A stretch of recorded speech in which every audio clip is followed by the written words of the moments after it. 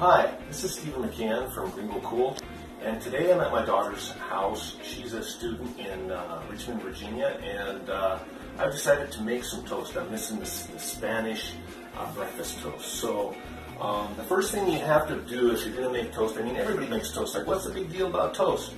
Well, it's the quality. So I actually, rather than go to a grocery store, I went to one of the sandwich shops and I picked up some fresh bread. They turn their bread over every single day, and it's going to be a little bit fresher, it's a little bit doughier, and it's the right sort of consistency that's similar to what the bread is in Spain, and it makes the toast up real nice. But you have to have the right quality, nice quality bread, fresh garlic, and then an outstanding extra virgin olive oil. I mean, that's going to be key to having a flavorful taste. And then I'm going to use a little bit of turkey breast for it. So actually I prepared the toast, and it's very simple. All you do is with very nice fresh bread, basically you just put the garlic right on top. And this can be applied to the degree that you enjoy garlic. Garlic is very flavorful.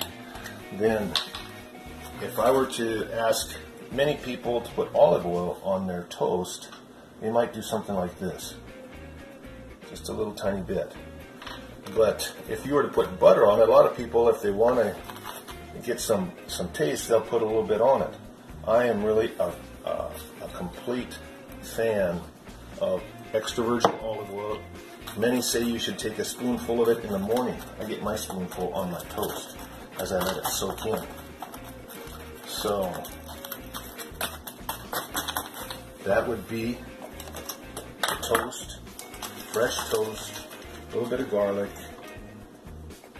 nice olive oil, abundantly spread, and there's my Spanish toast in Richmond, Virginia.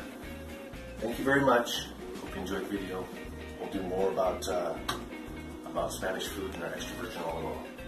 Have a great day. Bye.